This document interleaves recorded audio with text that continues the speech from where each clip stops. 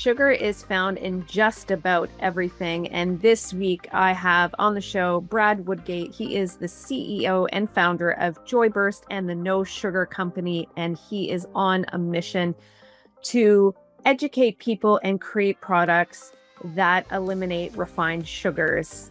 These products not only are amazing, but they taste great as well. He is disrupting the market. He is larger than life, so much fun. We talk about things like having a stomach for entrepreneurship, and you will absolutely love our conversation. So if you're ready, let's go.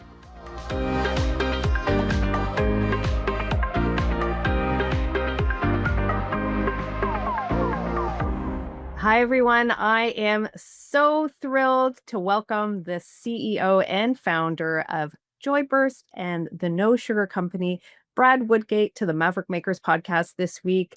I had the opportunity to watch his recent, I don't know if it is recent, but Super Bowl commercial, which was so much fun, and $1 billion TV. Not only are the products awesome, but I encourage you to watch this amazing content that has been produced for the brand. So much fun. Welcome to the show, Brad.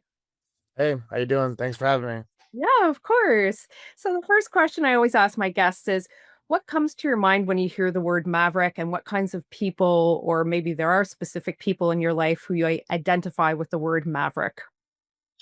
I mean, the first person to come to mind for sure has been like a guy like Mark Cuban. I think he's been a maverick in every phase that he's done. I mean, he actually has a team that was called the Dallas Mavericks, so it's fitting that that's was the name of his team. But he definitely comes to mind. I think that uh, the word maverick means that you're someone who you're comfortable in your own path. You know exactly what you want to achieve. You can kind of envision it into the future of what you view success to look like, and you put measurable steps in place to execute towards that. I think many people get lost in, they may have a dream or they may have a goal and aspiration, but they can't conceptualize the steps that would even need to be possible to get there.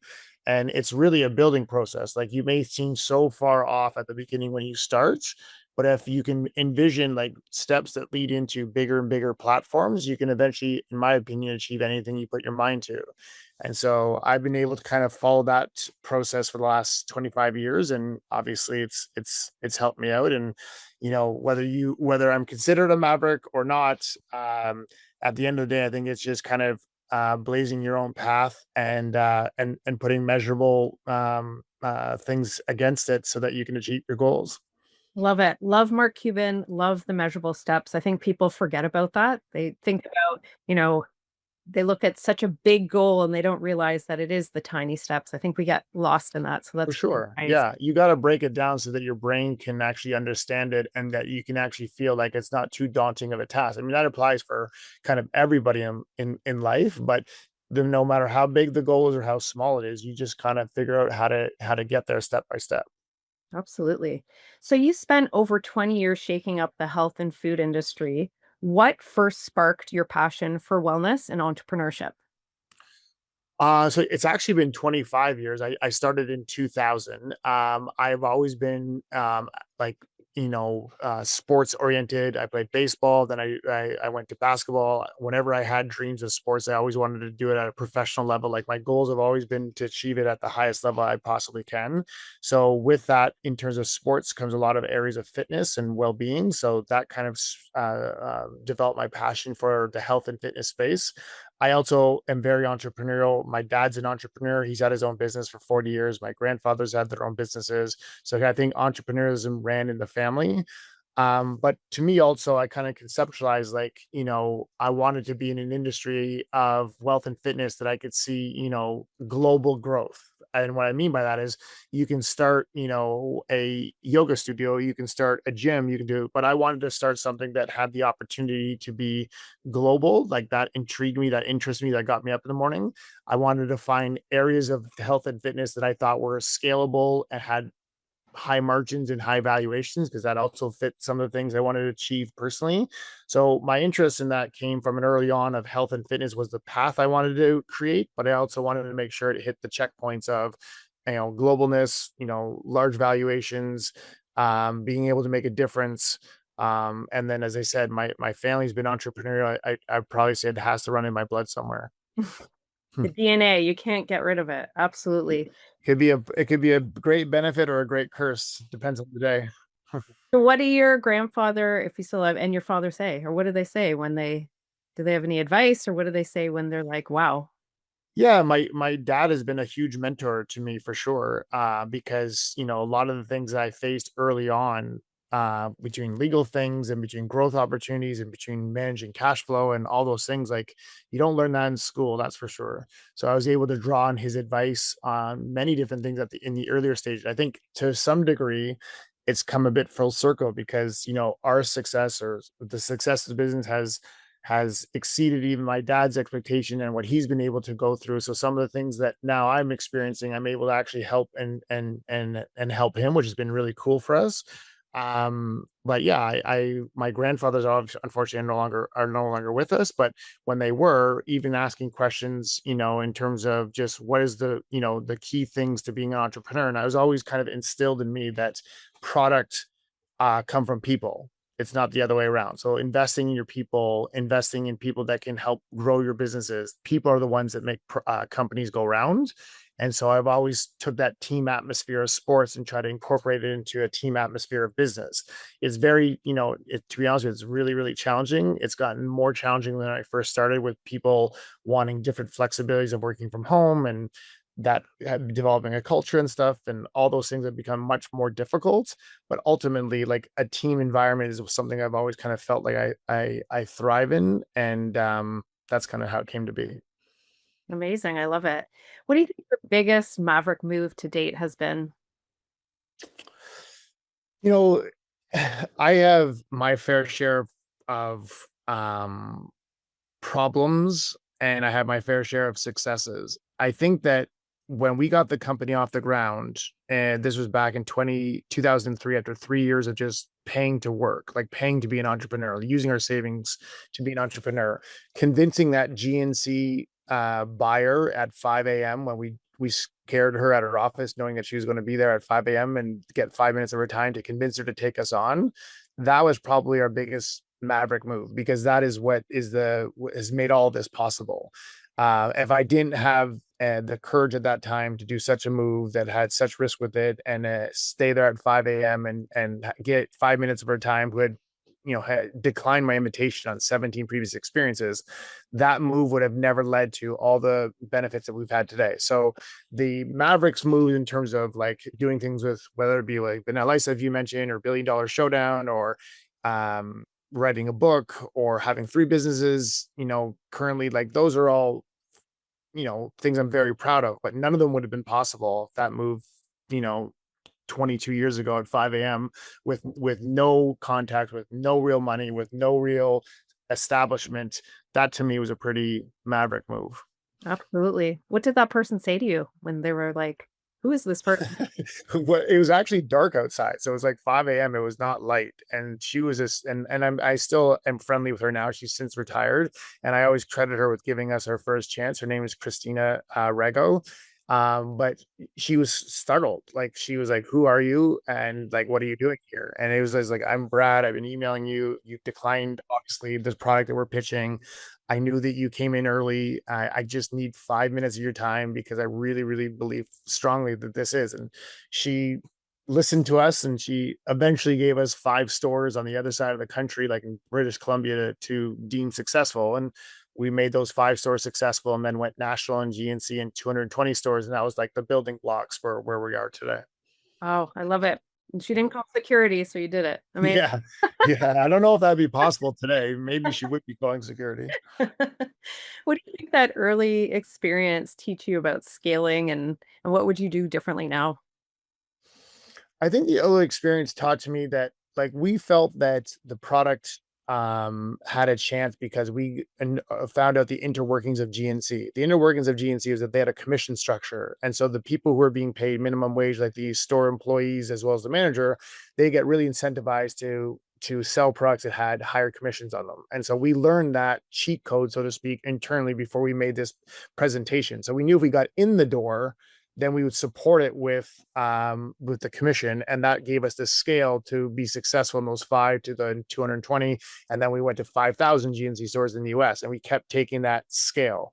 So I think that the early days taught me that every single account, retail, omni, anything, has what I deem as like a cheat code for success.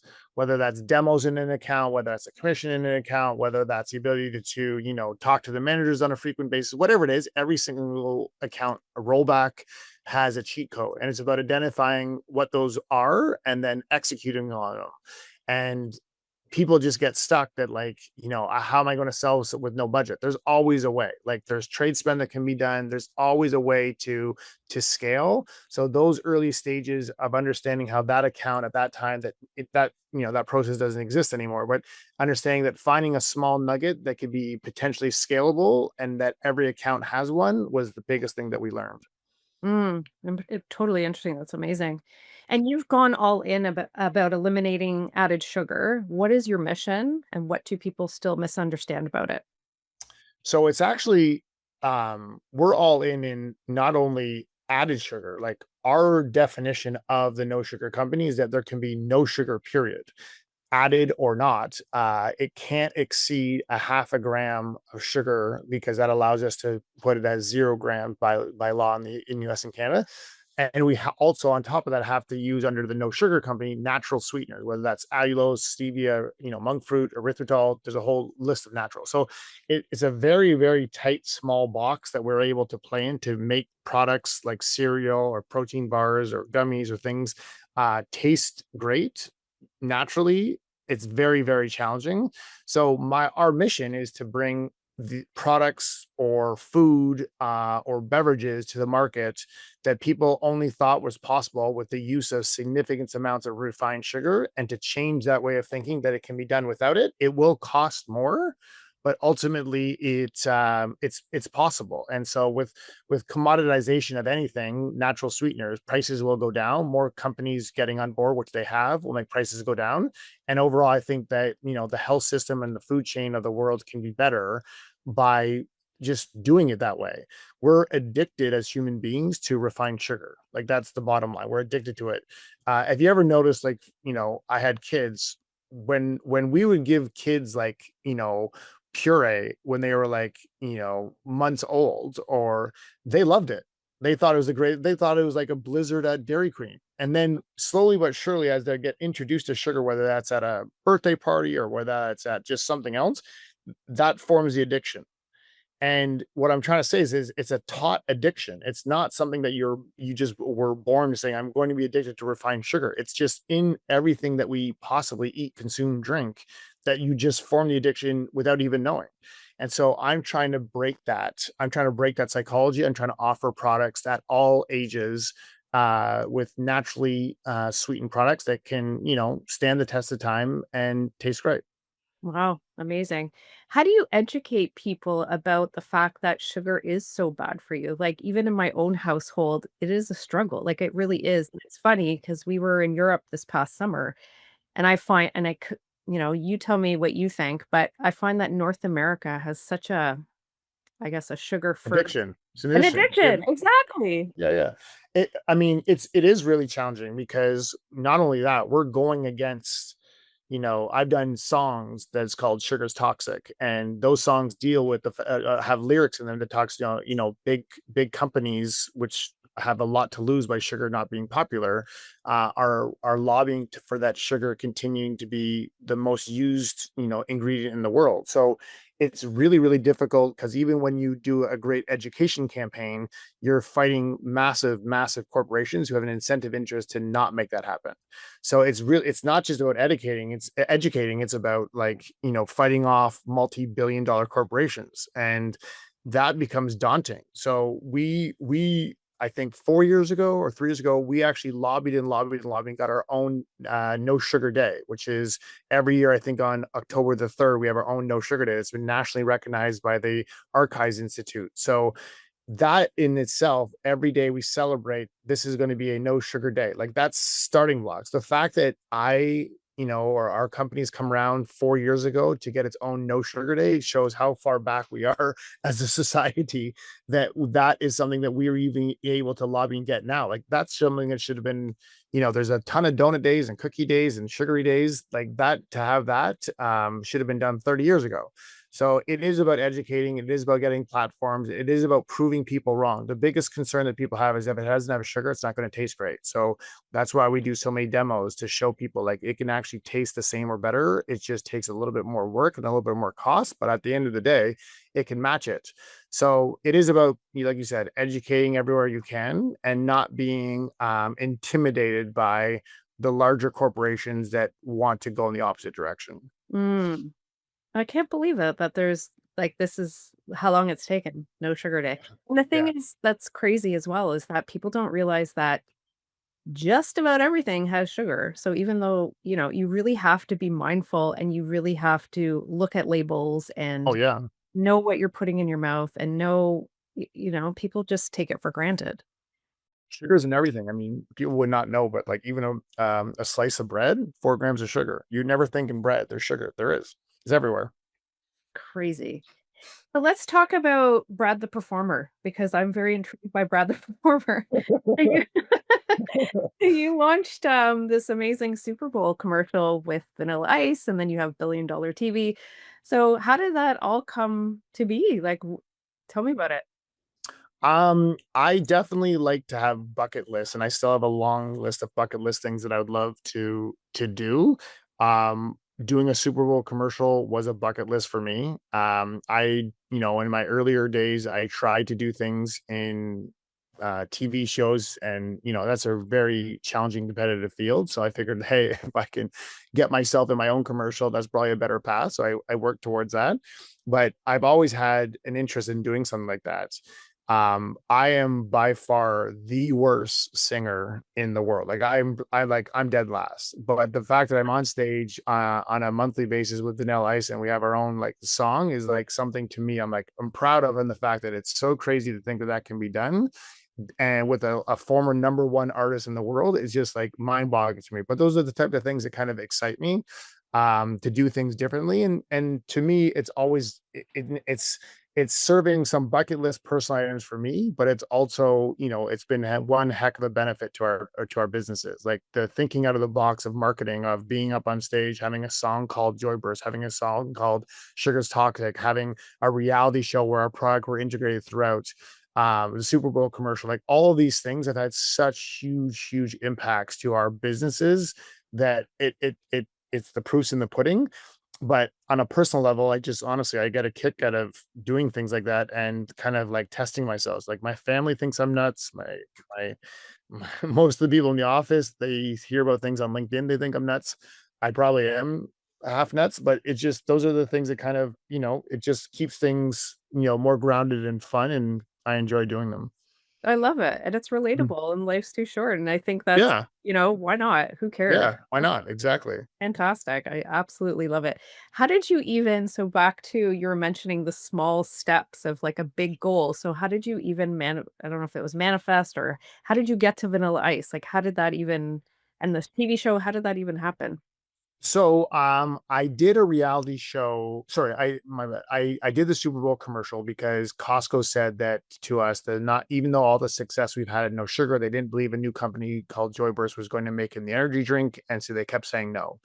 So I came up with the idea of saying, well, what if we do a national Super Bowl commercial? Will you give us just a test to make that? And they're like, if you're crazy enough to do that, like we'll give you a test in a couple of locations. And I knew that I could make it work with the demos and support, but this was kind of a way to prove that no into a yes. So we did the Super Bowl commercial. And then when I was doing the Super Bowl commercial, it just happened to be the place that Vanilla Ice was filming his current reality show, which he has as it relates to building houses and such. And so the owner of the studio said like, hey, like Vanilla Ice works through here. And I was like, you know what, like. I got to figure out a way to get my product into the US. And so I'm going to go with the same approach to the US buyers of Costco and say, if I'm crazy enough to make a song about Joyburst with like a former number one artist, like, will you give me a test? And so that's what we did. So we presented an offer to him, and he's like, can this guy sing? And I was like, make sure you tell him like I cannot sing, but I'm full of passion. I'll make it work. And he's like, well, all right, well, have him come out for lunch with me. So I met him in West Palm, I think it was. We went out for lunch this many years ago. And at the the hour lunch turned into like me going back to his house, and it was like, for like 3 or 4 hours, we just hung out, and we had a lot of things in common, drive and successes and just overall things. So when we got to the studio and do it, he made me feel so comfortable. And then he's like, Brad, like, I don't know if you know this, but like, I still tour like 90 concerts a year called the 90s tour. Anytime you want to come up and sing the stage, like, come on. I'm like, let's do it in New York. Let's do it in Toronto. Let's do it here. Let's do it there. So that's kind of like how it all kind of came to be. And then with the reality show, in 2009, I actually brought on a management team to run what the time was Wellness Life Sciences, to pursue my dreams of starting my own reality show. It was supposed to be called The Entrepreneur in Me. So that was in 2009. So I moved to California. I did a whole presentation, pick, sizzle reel, whatever, and I went to all the networks that I had access to because we did so much advertising with the networks. I went to all the reality show production studios, and I pitched it. And funny enough, they all said to me they liked the concept, but there's this guy by the name of Donald Trump who had The Apprentice, and the show was in decline, and they didn't think another entrepreneur show would make it. So even though they liked the concept, they just didn't think it was the right time. So that was in 2009, and that was honestly directly with Donald Trump on NBC. And so when I got the opportunity of knowing the studio for for my Super Bowl commercial and with Vanilla Ice, I said, "Look, like, I've always had this dream of doing my own reality show." And they're like, "As long as you're willing to make some updated modernization changes to it, like, let's do it." So I was like, "All right, let's do it." So that's how it came to be. And it went from Entrepreneur and Me to $1 Billion Showdown. And they kind of modernizing the formula a bit, but the principle of what I wanted the show to be about was entrepreneurship stayed the same. Wow. So you were up against Donald Trump, but you made it At anyway. one point, Oh, at one point. Yep. that's Yeah. great. These stories are crazy. I Yeah. absolutely love it. How do you stay motivated and energized to manage and run all these, multiple ventures? And, I know you just did the Disney collab with Lilo and it's like, how do you manage all that? I don't sleep much. You can probably see it in my eyes. I've never been a great sleeper. I don't sleep much. That's probably one thing. I've always been kind of highly, highly motivated, just in general, always wanting to live life to the fullest. I have two young daughters, 11 and a 9-year old. So I get a lot of passion and kicks by showing them by example, not just through words of what hard work can achieve and make you do.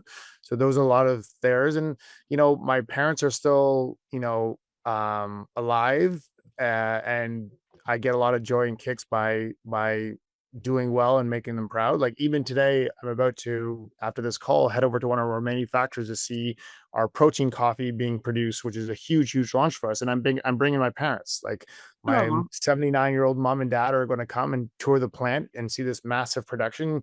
I still get a kick out of doing things like that. So I think that kind of answers the question. I get motivations from a lot of different places, not just necessarily, it's never really been just about the valuation of the money. I've been fortunate enough that that was taken care of a lot earlier in my career.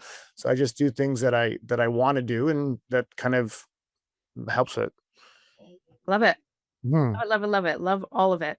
What advice would you give to someone who's wanting to dip their toe in entrepreneurship? I think the first thing I say is if you're doing it for the wrong reasons, they will come out pretty quickly. And the wrong reasons are you doing it just for money? Are you doing it because you think you can control your own schedule because your schedule's always on? And if you are going to do it, you can't dip a toe. You got to put not only your whole like 2 feet, your whole body, soul, and mind into it. It's that challenging. It's the hardest thing I think anybody can do and be successful. Obviously, I'm biased, but that's truly how I feel. But I think you have to go all in. And I think that you have to have a stomach for a roller coaster, and you have to be able to be very, very comfortable being uncomfortable.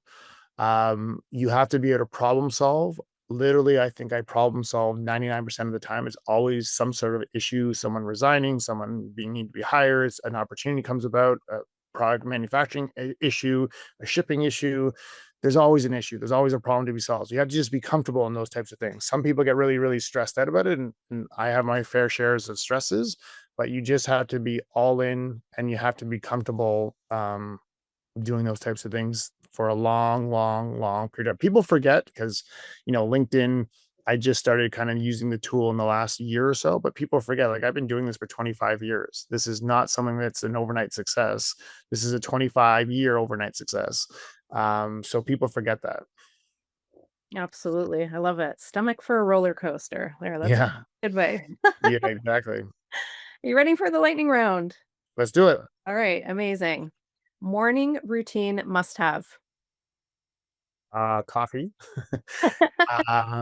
I definitely need access to my phone to check emails that have come in through the night. And I definitely need a 5 to 10 minute, almost I would say meditation section, meditation time, just to kind of clear my head. Okay. Most underrated health hack. Most underrated health hack. I think, to be honest with you, is just reading the back panel of what we're putting into our bodies. It's so underrated. People have zero concept, like what they put into their bodies day in, day out. Like people read labels and it says, even like when you mentioned no sugar added, they think, oh, well, then there's no sugar. They just said no sugar added, but there's still probably 40 grams of other sugars naturally occurring that doesn't make it any better. Mm, So, yeah, health hack, read the label. mm, good one. What's your go-to Joyburst flavor? Ooh, well, we have so many different Joybursts, right? We're in energy, we're in mocktails, we're in hydration. This is obviously our protein coffee, and then we recently just gotten into modern soda. So right now, I'm really loving our super sodas. I drink a cream soda pretty much daily, and my girls ask me every day. They're like, "Dad, this is healthy for you. This is better for you. That means I get it every day and twice on Sunday, right?" So, yeah, I would say my cream soda, super soda is my go-to hack right now. Amazing. If you can work with any celebrity on your next maybe Super Bowl commercial, who would you like it to be? You know what? Honestly, it's gonna sound really cheesy, but I would love to work with my dad and my brother. Like they're more important to me than any type of like celebrity. I've been fortunate to work with many different celebrities. I think they're all cool and unique in their own way. I think that there's ones that could really, make my company explode even further. But I'm at a kind of a stage right now that I know that with my dad, there's a certain amount of time, and with my brother, he's always been a mentor to me. I think that threesome in a world of entrepreneurship would be much more fulfilling than any traditional celebrity. Best kind of celebrities. Mhm. What keeps you grounded when everything's moving fast? My kids. I mean, my kids don't really care about any of this stuff to this certain extent. I mean, they think I have a cool dad when I get their friends the next super soda, and maybe when I'm on stage a bit, they think it's unique, but ultimately they just dad. So none of this stuff is that important to them, and they kind of keep me grounded. That like at the end of the day, you know, putting a house, putting food on the table, um, working hard, those types of things are the most important to them. And at the end of the day, that keeps me grounded. Love it. How do you want to change the world? I really, I think that the No Sugar Company, I was really surprised that the name was even available in 2015. Like I was like, how does someone not own the trademark of the No Sugar Company? So I really think that changing the world through the knowledge of how bad refined sugar is for human consumption, really equate it to like the modern day smoking. It will have that type of negative effect. So that I think is something that if I can get this to be global and understood, not just through our products, like our products are one thing, but through everybody's products, that the use of refined sugar is not needed and natural sweeteners are available, I think that would be something that would really be awesome. I love it. Final question. What's next? What is next? Well, I have honestly 6 different businesses now. So it's hard to imagine what is absolutely next. I think that I have interest in potentially a public company. So I think that would be something that might be next. I've joked about it. If I've ever considered would get into politics, that might be next. We'll see where it goes. Right now, I'm just having a lot of fun and we'll see what happens. Amazing. Well, thanks so much for being on the show. I am so pumped and energized and going out to read some labels because you've inspired me. It's so important. Yeah. And everyone Yeah. should. And look out for October 3rd, No Sugar Day, and all of the amazing no sugar products out there by Joyburst and the No Sugar Company. Thanks, Brad, for being on the show. The Maverick Makers podcast is sponsored by Maverick Makers Content Creation Collective. We fuel your content pipeline through video, photography, design, and editorial. Let's connect to your audiences and make more sales. Learn more at maverickmakersco.com.